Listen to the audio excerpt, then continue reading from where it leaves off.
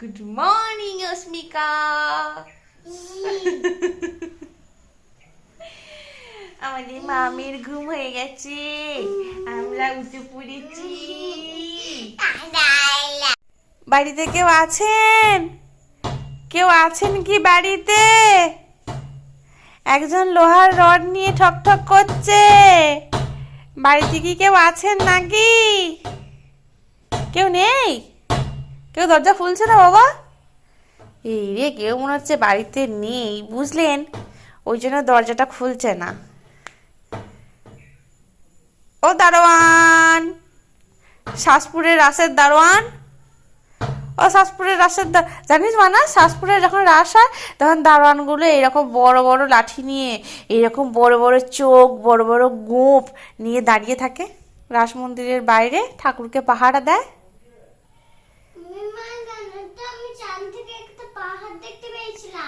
চাঁদ থেকে একটা পাহাড় দেখতে পেয়েছো? চাঁদে একটা পাহাড় দেখেছো?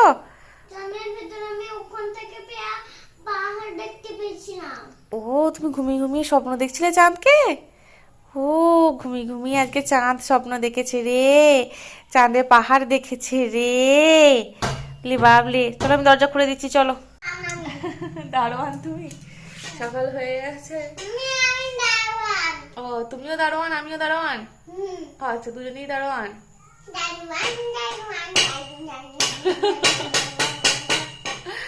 সকাল হয়ে গেছে, ঘুম থেকে উঠে পড়েছি। আমি অনেকক্ষণ আগেই উঠেছি, ভিডিওটা এডিটিং করে আপলোড করে সব কিছু রেডি করে রাখলাম, কারণ আজকের ভিডিওটা তো শুরু করতে হবে। চলো আজকের ভিডিওটা একদম বিছানা থেকে শুরু করি। দুজনে মিলে বিছানাপত্র তুলে ঠাকুরকে ধূপ দেখিয়ে চা বসিয়েছি। প্রথমে তিনজনের জন্যই চা বসিয়েছিলাম, তারপরে আবার একজনের জন্য চা বসালাম, তারপরে আবার অস্মির বাবা চা তুলে নিয়ে আবার এক চামচ মিষ্টি একটু এক্সট্রা দিলাম, কারণ অস্মির বাবা এখন মিষ্টিটা একটু খাওয়া কমিয়ে দিয়েছে। চারজনের জন্য চা ছেঁকে নিলাম। তিনজন তো বাড়িতে রয়েছি, আরেকজন তাহলে কে? আরেকজন হলো ওই যে একজন আসে না জেঠিমা ঝিনুক দিতে, তো আজকেও তিনি ঝিনুক দিতেই এসেছিলেন, তো সেই জন্য উনিতে এলে ওনাকে তো আমি চা খাওয়াই, চা করেই দিই। তাই ওদের দুজনকে, মানে আমার কাকুকে আর ওই জেঠিমাকে আর কি, দুজনকে চা দিয়ে এসে আমরা এখন দুজনে মিলে চা খেতে বসেছি। অস্মির বাবা এক্ষুনি বেরোবে, বাজার যাবে, তো জলখাবারে আমি কি বানাবো না বানাবো সেটা নিয়ে আর কি একটুখানি যুক্তি আমরা করছিলাম, কারণ চা পর্ব তো মিটে গেল, এবারে জলখাবারের পালা। আর অস্মি দেখো ঘুম থেকে উঠি ব্রাশ করে জল খেয়ে সে চলে গেছে ওদের সাথে খেলতে। এই শনিবার আর রবিবার এই দুটো দিনই তো পায় একটুখানি খেলাধুলা করতে, তাই আমরাও অতটা আর কি জোর করে বেঁধে ধরে ওকে রাখি না, ঠিক আছে খেলছে খেলুক। আর যেহেতু আমার রান্নাঘরেই একদম অপোজিট দিকে আর কি খেলছে, তো সেই নিয়ে আর কি কোনো সমস্যাই নেই। এই যে প্লাস্টিকটা বা পলিথিনটা, এটা আমার ওই দেওয়ালটাতে আর কি বাঁধা থাকে, কারণ যখনই রান্না করি নাহলে দেওয়ালটা নষ্ট হয়ে যাবে। তো সেই প্লাস্টিকটার অবস্থা ভীষণ খারাপ হয়ে গেছে, বেশ কয়েকদিন ধরে ভাবছিলাম যে আমাকে ওয়াশ করতেই হবে, যেহেতু আজকে আর মানে আমাকে জলখাবার কোনো কিছু বানাতে হবে না, অশ্বিনীর বাবা বাজার যাচ্ছে, সেই জন্য আমাকে বললো যে তুমি তাহলে আর জলখাবারে কিছু বানিও না, যেহেতু আমাকে বাজার যেতেই হবে তাই আর কি নিয়ে আসবো ওখান থেকে। যদিও আমি বলছিলাম যে না, বাড়িতে কিছু একটা বানিয়ে দিই, মানে ওই বেসন, মানে একটু বেগুনি বা ধরো কুমড়ি বা ধরো একটু পেঁয়াজি, এই সমস্ত কিছু বানাই, কিন্তু সে বললো না না আর বানাতে হবে না, কারণ লাঞ্চেরও তো কিছু আর কি বানাতে হবে। আর আমারও তো বলতে পারো আর এই শনিবার আর রবিবার দুটো দিনই একটুখানি রেস্ট মানে করি, আমি একটু ফাঁকা থাকি, তাই সেই দুটো দিনও যদি এভাবে এঙ্গেজ হয়ে যায়, তো সেই জন্য বললো কি তোমাকে আর কিছু বানাতে হবে না, আর বাজার না গেলে তো বানাতে তো হতোই, কিন্তু বাজার যেহেতু যাচ্ছে তো সেই তো আর কি নিয়ে চলে আসবে। আমি বললাম যে ঠিক আছে, কোনো অসুবিধা নেই। সে চলে গেলো বাজার, আর এদিকে যে সমস্ত চায়ের বাসনপত্রগুলো রয়েছে সেগুলো সব কিছু আমি ভালো করে পরিষ্কার করে নিলাম। তারপরে আজকে বেশি না কিছু ওয়াশ করার কিছু নেই, ওই টুকটাক একটু আর কি, খুবই অল্প আর পরিমাণ কি ছিল সেগুলোকে ভিজিয়ে দিয়ে এই প্লাস্টিকটাকে আমি এখন ওয়াশ করতে বসেছি। কত কাণ্ড করে একে যেন ওয়াশ করছিলাম, কোথায় যে সমস্ত স্কচ ব্রাইটগুলো থাকে সেগুলো দিয়ে, বা যে স্টিলের উলগুলো থাকে না, তো সেগুলো দিয়ে অনেক রকমভাবে পরিষ্কার করার চেষ্টা করেছি, কিন্তু ওপরের ময়লাগুলো খুব সুন্দর হয়ে পরিষ্কার হয়ে গেছে, একদম একদম পুরো মনে হচ্ছে নতুনের মতো। কিন্তু সমস্যা যেটা হয়েছে সেটা হচ্ছে তেল চিটে ভাবগুলো কিন্তু ওঠেনি, কোনো মতেই ওঠাতে পারিনি। কাকু বসেছিল, কাকুকে এসে আর কি এখানটাতে এসে দাঁড়ালো, কারণ আমার কাকু কবে এসেছিলো জানো লাস্ট, মানে আমার কাকু এসেছিলো তখন আমার মেয়ের অন্নপ্রাশনের সময়, ঠিক তার এতগুলো বছর পর আমার মেয়ের প্রায় 4 বছরের হতে চলছে। তো এই এতগুলো বছর পর আমার কাকু এসে আমাদের বাড়ির পিছনের দিকে ওই যে আমাদের জায়েদের বাড়িটা হয়েছে, ওটা তো ওই কয়েক বছরই আর কি হয়েছে, এই 3 বছর হয়তো হবে, 3.5 বছর হয়তো হবে। তো বলছে এই বাড়িটা কবে হলো, এই বাড়িটা তো দেখিনি, ওই জায়গাটা তো পুরো ফাঁকা ছিল। আমি বললাম তাহলে তুমি ভাবো যে কত বছর তুমি আসোনি, তো অত কাণ্ড করে রাগ করে তেজ দেখিয়ে এই করে ওই করে ঝগড়া করে তারপরে আমি কাকুকে আনাতে পেরেছি, সেটা তোমাদেরকে আগের ভিডিওতেই আমি বলেছি। তো কিছুতেই আর কি আসতে চাইতো না। তাহলে আমি বললাম তুমি দেখো, তুমি এলে তবে তো দেখতে পাবে। আর ওরা বাড়ি করে ওদের পুরনো হয়ে গেল, বাচ্চাগুলো বড় হয়ে গেল, তারপরেও তুমি একে এলে। তো তোমরা আমাকে জানিও তো এই প্লাস্টিক থেকে আমি কিভাবে তেল চিটেগুলো তুলবো। আমি ভাবছিলাম কি একটু গরম জল করে দেবো, তারপরে আবার কাকু বলছে না প্লাস্টিক গরম জল তো দেওয়া যাবে না, তাহলে কিভাবে তুলবো। কিছুতেই আমি ওই তেল চিটের দাগগুলো আমি তুলতে পারিনি। মানে এমনি তুমি দূর থেকে দেখলে বুঝতে পারবে না যে ওর মধ্যে তেল চিটে আছে বা কি, একদম ক্লিয়ার তোমার সাদা পলিথিন দেখে মনে হবে, কিন্তু কাছে গেলে তুমি বুঝতে পারবে যে হ্যাঁ তেল চিটের মতো চারচাটে ভাব এগুলো রয়েছে। এগুলো কিভাবে পরিষ্কার করতে হয় আমাকে একটুখানি জানিও। কিছু কিছু জামাকাপড় যেগুলো গতকালকের কিচ্ছু শোকায়নি, তো সেগুলো মিলে দিলাম প্রথমে। আর যেহেতু অস্মির স্কুলও রয়েছে আর কি সোমবার, অস্মির তো ড্রেসগুলো মোটামুটি শুকিয়ে গেছে, ড্রেসটা শুকিয়ে যায় হালকা পাতলা, আর ওর ফেব্রিকটা একটু আলাদা, তো হাওয়া দিলেও শুকিয়ে যায়, কিন্তু মোজাগুলো কিছুতেই শোকায়নি। তো সেগুলো আর কি ভালো করে মিলে দিয়ে, আর আমি এখন সকালবেলায় যেগুলো আর কি ওয়াশ করলাম সেগুলো আর কি ছাদে মিলে দিচ্ছি। মানে বেশি কিছু ওয়াশ করার ছিল না, তবুও আর কি ওই টুকটাক মধ্যে আর কি ওয়াশ করলাম। এরপর তোমরা কি পরিবর্তন দেখছো বলো আমার এই ঘরটাতে। আগে সবার প্রথম কমেন্ট করো, তারপর আবার মানে ভিডিওটা পজ করো কমেন্ট করো, তারপরে আবার ভিডিওটা প্লে করো। বলো তো কী পরিবর্তন তোমরা দেখছো। আমি জানি তোমরা বুঝতেই পারছো বা দেখতেই পাচ্ছ, সেটা হচ্ছে আমার বেডশিট আমি চেঞ্জ করেছি। আমার বিয়ে হয়েছে প্রায় ধরো 6 বছর 4.5 বছর হতে চললো। তো মানে পিঙ্ক দেখে দেখে না আমাদের চোখগুলো মানে সেই পচে গেছে যাকে বলে। তোমরাও তো আমাকে হাজারবার বলেছো বেডশিট চেঞ্জ করো, এবং অনেকে তো আবার নেগেটিভভাবেও বলো সেই একই বিছানার চাদর, একটাই বিছানার চাদর। আচ্ছা তোমাদেরকে বলে আমি পারি না যে একটা নয় গো, 2টো বিছানার চাদর আর 2টোই পিঙ্ক কালার। আর সেই যে আমার মা মানে আমার এই যে খাটটা তোমরা দেখছো, এটা কিন্তু আমার বাবার বাড়ি থেকেই দেওয়া, বিছানাপত্র সব কিছু মানে বাবার বাড়ি থেকেই দেওয়া। সেই যে পিঙ্ক মা শুরু করেছে, সেই পিঙ্ক আমার আজও চলছে। তো সেই বেডশিট তো শেষ হয়ে গেছে, তারপরেও 2টো বেডশিট মানে 3 নম্বর বেডশিট চলছে, তাও সেই পিঙ্ক। মানে কি আর বলি তোমাদের, কিছু আর বলার ভাষা নেই। যেহেতু কাকু এসেছে গতকাল রাত্রেবেলাতে, এই মানে বেডশিটটা আর কি চেঞ্জ করা হয়েছে, অস্মির বাবাই আর কি চেঞ্জ করে দিয়েছে। বেশ একটু অন্যরকম লাগছে। আমি তো সারাটা দিন মানে শনিবার রাতে চেঞ্জ করা হয়েছে, আর রবিবার সারাটা দিন বলতে পারো শুধু ঢুকছি বেরোচ্ছি আর ঘরটা দেখছি, আর এত অন্যরকম লাগছে। মানে একটা বেডশিট পুরো ঘরের লুকটাকে চেঞ্জ করে দিয়েছে, এত সুন্দর দেখতে লাগছে না তোমাদেরকে আমি বললে মানে বিশ্বাস করাতে পারবো না। আসলে তা না, সবসময় পিঙ্ক দেখে না, ওই যে বললাম চোখটা পচে গেছে, সেই জন্য একটু অন্যরকম অন্য কালার দেখতে পেয়েছি, সেই জন্য এত ভালো লাগছিল। মনে হচ্ছিলো সব সময় এই বিছানাটাতে বসে থাকি, একটুখানি মানে কোনো কিছু করবো না, কাজ করবো না, কোনো কিছু করবো না, শুধুমাত্র বিছানাটাতেই বসে থাকবো। তোমাদের কীরকম লাগছে একটুখানি আমাকে জানিও তো। এই বেডশিটটা কিন্তু বর্ধমান থেকে অশ্বিনীর বাবা নিয়ে এসেছিলো। ও বাজার যাওয়ার আগে সজনের শাকগুলো আমাকে পেরে দিয়েছিল, এবং আমি যখন ওই কিছু কাজকর্মগুলো করছিলাম তখনও এই কটা সজনের শাক কিন্তু ওই বেছে দিয়ে গেছে। তারপরে আর কি আর সময় পাইনি, তো তারপরে ভাবলাম যে আমি আর কি যে কটা শাক রয়েছে আর কি সেগুলো বেছে নিই। আজকে শাকের পরিমাণটা একটু বেশি রয়েছে, বাড়িতে লোকও বেশি রয়েছে, তাই শাকের পরিমাণও বেশি রয়েছে। আমিও শাক খেতে ভালোবাসি, তবে অশ্মির বাবার মতো অতটা না যে এত করে শাক খেতে হবে, অত পারি না, শাক খাবো অল্প। তো যাই হোক, চলো তোমাদের সাথে গল্প করতে করতে দেখো আমার শাকগুলো সমস্ত কিছু একদম বাছা পরিষ্কার, একটুখানি আর কি কেটে নিয়েছি। আর একটু ভালো করে কাটলে হতো, কিন্তু খুব তাড়াহুড়ো করছি, কারণ সে বাজার থেকে আসার আগে মোটামুটি অর্ধেক কাজ আমাকে এগিয়ে রাখতে হবে। জলখাবার বানাতে না হলেও লাঞ্চের জোগাড় করতে কিন্তু আমি বসে গেছি। ভাতটা সবার প্রথম বসিয়ে দিয়েছিলাম, আজকে আবার অস্মির ডান্স ক্লাসও রয়েছে, তাই ভেবেছি কি একেবারে রাত্রের পর্যন্ত রান্না করে রাখবো, যাতে এসে আমাকে রান্না করতে না হয়। যদিও কাকু থাকবে না, কাকু জানো তো 24 ঘন্টাও থাকেনি আমার ঘরে। হিসাব করে দেখো, মানে আগের দিন সন্ধ্যের সময় এসেছে, মানে শনিবার সন্ধ্যেবেলায় এসেছে, আর রবিবার দুপুরে খাওয়া দাওয়া করেই 2:30টার সময় বেরিয়ে পড়েছে। তাহলে ভাবো কীভাবে 24 ঘন্টা হলো। এই মানুষগুলো এইরকমই, যে বলি যে হ্যাঁ একটা দিন থাকো, মানে 24 ঘন্টা তো অন্তত থাকতে হয়, তাও থাকবে না, তাও তো মানে এসেই চলে যায়। জানো অস্মি আবার কতবার করে বলেছে যে ছোদ্দা তুমি বাড়ি যাবে না, ছোদ্দা তুমি বাড়ি গেলে না। মানে ওর ওটা বলার দোষ নেই, তার কারণ ও তো ছোটোবেলা থেকেই দেখা আসছে যে ওরা যখনই আর কি আসে আমার বাড়ি থেকে, আমার বাবা বলো বা কাকু বলো, যখনই আসে ওরা স্টে করে না, মানে আসে কিছুক্ষণ থাকে আবার চলে যায়। আমার এত বছর পর শ্রদ্ধাকে আর কি রাতটা কাটাতে দেখেছে, সেই জন্যই আমার মেয়েও আর কি অবাক হয়ে গেছে, মানে ওরও কীরকম মাইন্ড সেট আপটা হয়ে গেছে বুঝতে পারছো। যাই হোক চলো, তো একটুখানি শাকটা আর কি করে নিলাম, সজনের শাক। সেরকমভাবে কিছুই না, ওই যেমনভাবে করি রসুন ফোড়ন দেওয়া সেরকম কোনো কিছু না। এই কাঁকরোলগুলো, মানে কাঁকরোল বলতে ঘিয়ে করলাগুলো গতকালকে ওই যে মাছ এই সমস্ত কিছু বাজার করতে গিয়েছিলো, তখন সর্ষে আর কাঁকরোল নিয়ে এসেছিলো, কারণ কিছু একটা তো ভাজা করতে হবে, তো তার জন্য তো ভালো করে কাঁকরোলগুলো দেখো ভেজে নিলাম। তারপরে আমি একটা স্পেশাল আইটেম করব, এটা না শুধুমাত্র আমি আমার মানে অশ্মির বাবার জন্য করছি। এই দেখো কাঁকরোলটা ছিল, আমি ওটা তুলতেই ভুলে গেছি মানে এই সাইডে লাগানো ছিল তো আমি দেখতে পাইনি।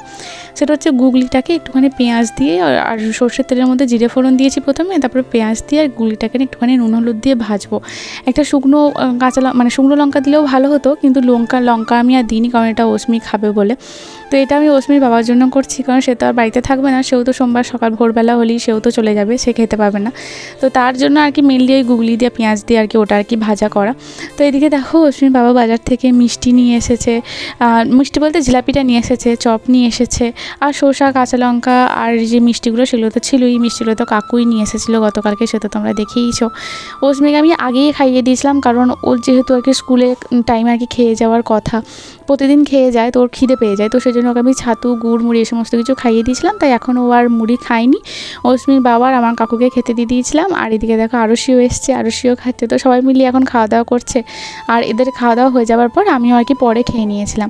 তারপর অশ্মির বাবা তো বাজার থেকে দেখো কালবাট নিয়ে এসেছিলো। আমাদের বাড়িতে এখন কেউ এলেই আর কি, মানে কেউ আসুক বা না আসুক, কালবাটটা এখন খুব ভালোই হচ্ছে। তবে আরও প্রত্যেক সপ্তাহে একবার করে তো হচ্ছে এই কালবাট, তো আজকেও আর কি নিয়ে এসেছে। তো জলখাবারগুলো খাওয়া হয়ে গেছে, তো যখন আর কি বাসনগুলো পত্রগুলো আর কি ধুতে এসেছি, অশ্বিন বাবাকে বললাম যে তুমি মোটামুটি ওইদিকে জোগাড়গুলো একটু করো, আর এদিকে আমি মাংসটা একটু ভালো করে ধুয়ে দিচ্ছি। যদিও রান্না করতে করতে মোটামুটি অনেকগুলোই রসুন আমি ওকে ছাড়িয়ে দিয়েছিলাম, কিন্তু শুধু রসুন ছাড়ানো ছাড়া আর সেরকমভাবে ওর মাংসের জোগাড় আমি কিছু করতে পারিনি। তাই বললাম তুমি বাকিগুলো যেমন ধরো আদা পেঁয়াজ এই সমস্ত কিছুগুলো একটুখানি কেটে রেডি করো, আর এদিকেরগুলো তখন আমি করে নিচ্ছি। যদিও অশ্বিন বাবা বলছে তুমি এসো একটু হাতে হাতে হেল্প করে দাও, নাহলে হবে না। কিন্তু এদিকে দেখো বাসনপত্র এই সমস্ত কিছু ধোয়া টোয়া এই সমস্ত কিছু ছিল। আর এই কলতলাটা তো শুধু আমি একা ইউজ করি না, তো অনেকে সবাই আর কি ইউজ করে, তো সেহেতু এই সমস্ত জিনিসপত্র রেখে দেওয়া আর কি ঠিকঠাক হবে না, তাই আর কি যতটা পারি আর কি খালি রাখারই চেষ্টা করি। তবে সবসময় হয়ে ওঠে না, মানে সময়ের সাথে একটা চলতে হয়, তো যাই হোক আর কি। তো এখন যেহেতু ভাবলাম যে ও যেহেতু ওই দিকটা সামলাচ্ছে, তাই কলতলাটা একটুখানি ফাঁকাই করে দিই। তাই কি সমস্ত বাসনপত্রগুলো যা যা আর কি ধোয়ার ছিল সেই সমস্ত কিছু ধুয়ে নিলাম। আর এরপর আমি অশ্বিনী বাবাকে গিয়ে হেল্প করব, ওকে একটুখানি হেল্প করে দিয়ে এলাম। তারপরে দেখি প্রচুর রোদ উঠেছে, মানে মনে হচ্ছে না বহুকাল পর এই এত কটকট করে রোদ উঠেছে, মানে সেই রোদ উঠেছে, সেই রোদের জোর, মানে গ্রীষ্মকালের মতো। তাই ভাবলাম যে আমার বাড়িতে যত পরিমাণে তোমার মানে মশলাপাতি আর কি রয়েছে, মুদিখানার জিনিসপত্র আর কি সেই সমস্ত কিছু রয়েছে, তো ভাবলাম সেইগুলো কিনা সব রোদে দিয়ে দিই। এই যে বড় চটটা তোমরা দেখছো, এটাও কিন্তু আমার মা আমাকে বানিয়ে দিয়েছিল আমার বাবার বাড়ি থেকে। তার কারণ তখন তো মানে কোনো কিছু চাল টাল শুকুতে দেওয়া আর কোনো কিছুই আমার ছিল না, তো সেই চটটা দেখো এত বছর ধরে এখনও চলছে, তো খুব ইউজ করি আমি। তো আমার বাড়িতে আর কি এই গতকালই তো তোমরা দেখেছো মরিচ মশলা যা যা কিছু সব কিছু নিয়ে এসেছে। আর তাছাড়াও কি বলো তো আরও কিছু ছিল, তো সেগুলো না, আর এই বর্ষাকালে ড্যাম ওয়েদার তো, রোদটা তোমাদেরকে বলছি না কতকাল বাদ মানে এত আমি রোদ পেয়েছি। তাই সমস্ত কিছু বড়ি থেকে শুরু করে যা যা কিছু ছিল, মুসুর ডাল মুগ ডাল সবুজ মুগ ছোলা কলাই, মুসুর ডালই ছিল দু রকমের, একটা খোলা ছাড়ানো আর খোলা সহিত। তারপরে এদিকে তোমার বড়ি থেকে শুরু করে সয়াবিন থেকে শুরু করে যা যা কিছু তিল শুকনো লঙ্কা তোমরা যা যা দেখছো সব কিছু আমি রোদে দিয়ে দিয়েছি। সবাই তো আমার মানে এই সমস্ত কিছু কাণ্ড দেখে তো হেসে অস্থির, মানে অশ্বিন বাবাও প্রচুর হাসছে, আমার কাকুর প্রচুর হাসছে।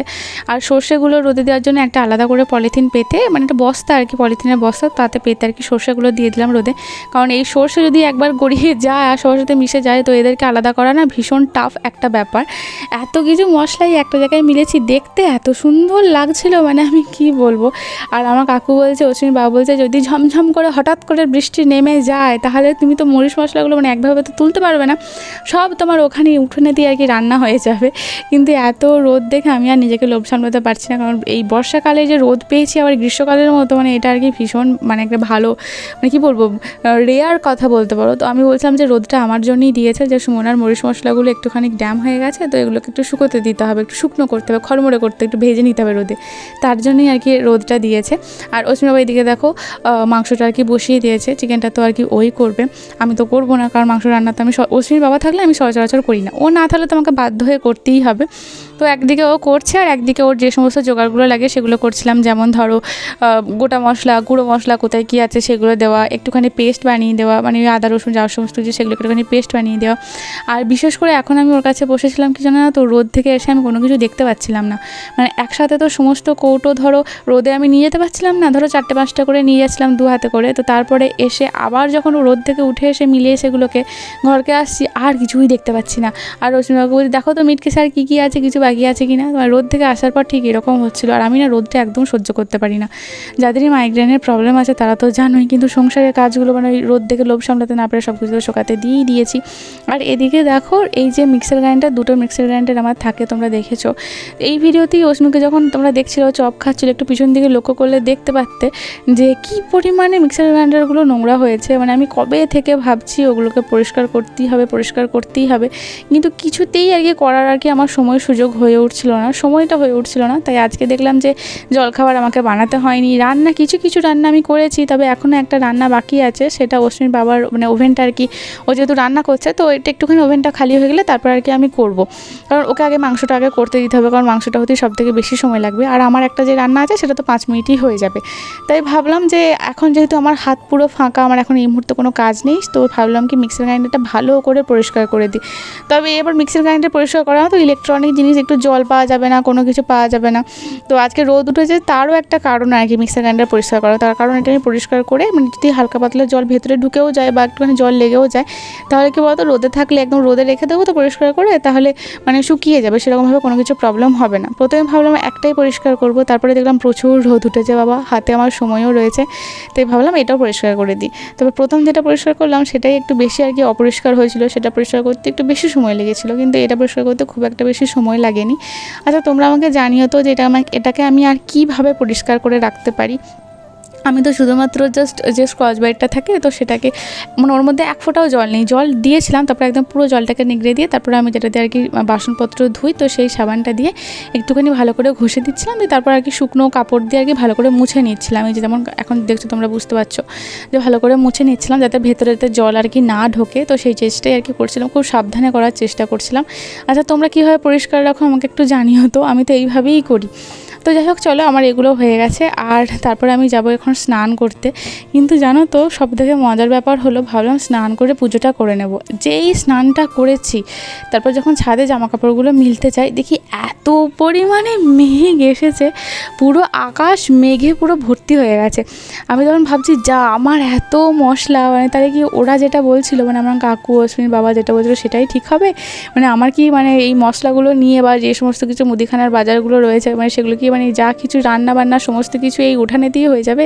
আমি যে কি তাড়াতাড়ি করে এগুলো গুটিয়েছি একটার পর একটা, সে আমিই জানি। মিলতে ভীষণ ভালো লাগছিলো জানো তো, যে একটার পর একটা খুব সুন্দর করে কৌটো থেকে মিলে দিচ্ছিলাম ঢেলে নিয়ে, কিন্তু এই তুলতে ভীষণ কষ্ট হচ্ছিলো, বিরক্ত লাগছিলো। তোমরা এখন খেয়াল করে দেখো যখন আমি মানে মশলাগুলো আর কি গোটাতে বসলাম কোড়াতে বসলাম তখন দেখো একটুও রোদ ছিল না, তারপরে হঠাৎ করে দেখো এত রোদ উঠে গেল। তো অশ্বিনীবাবুকে বলছিলাম যে দেখো রোদটা কেমন উঠলো, তা করতে করতে আবার রোদ কমে গেল, আর মেঘ প্রচণ্ড এসেছিলো, সেজন্য খুব তাড়াতাড়ি করে গুটিয়ে নিচ্ছিলাম। আর কোন কৌটোয় কোনটা রেখেছিলাম নিজেই গন্ডগোল মানে করে দিয়েছি আর কি। তো যেটা সামনে পাচ্ছিলাম তো সেই কৌটোর মধ্যে ভরছিলাম। আবার কিছু জিনিসপত্র জানো তো একটু হালকা পোকা মতোও হয়ে গিয়েছিলো, তো সেগুলো তো ভয় পাচ্ছিলাম যে ভালোই মানে ভয় পাচ্ছিলাম মানে কি ভালো হলো সেগুলোকে দেখে যে হ্যাঁ সব কিছু আর কি পরিষ্কার একদম পুরো ভাজা হয়ে গেছে।